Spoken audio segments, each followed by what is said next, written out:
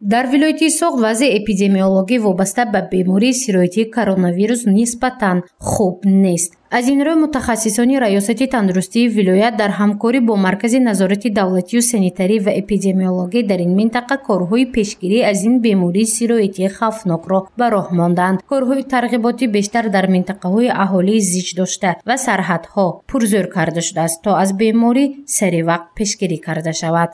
дар сарҳад, яъне гузаргоҳҳои сарҳади давлатӣ,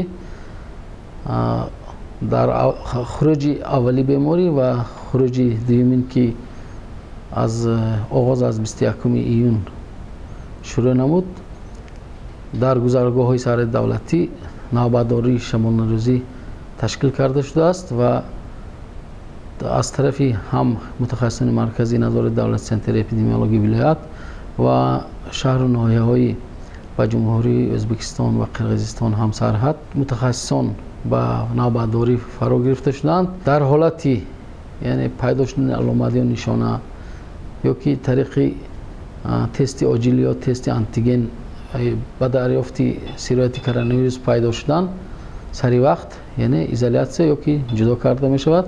дар тоҷикистон шурӯъ аз оғози соли 2021 то ба санаи 21 июн, яъне давоми қариб 6 моҳи охир аз сироятёфтагони сокинони кишвар ба ин бемории хавфнок маълумот вуҷуд надошт, зеро ин беморӣ байни сокинони кишвар ба қайд гирифта нашуда буд. мақомот расман аз санаи 21 июн дигарбора аз гирифторшавӣ ба COVID-19 хабар дод. аз он пас тамоми кормандони соҳаи тандурустии кишвар корҳои тарғиботиро пурзӯр карданд.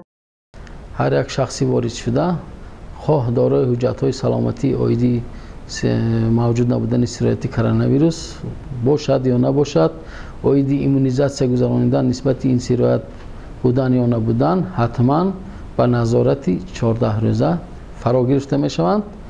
дар ҷумҳурии Тоҷикистон давоми шабонарӯзи охир 26 ҳолати нави гирифторшавии сокинон ба бемории коронавирус расман ба қайд гирифта шуда, 17 нафар пас аз муолиҷа солим гардонида шуданд. дар ин бора агентии миллии иттилоотии ховар дар такя ба маълумоти маркази матбуоти вазорати тандурустӣ ва ҳифзи иҷтимоии аҳолии ҷумҳурии Тоҷикистон расман хабар медиҳад. бино ба иттилои манба давоми 24 соати охир аз бемории мазкур 2 нафар фавтиданд. طبق فرمایشی وزارت تندرستی و حفظ اجتماعی اهالی جمهوری تاجیکستان با نشاندهی اپیدمیولوژی یک قسم گروه‌های آسیب‌پذیر اهالی علل خصوص کارمندان سایه تندرستی و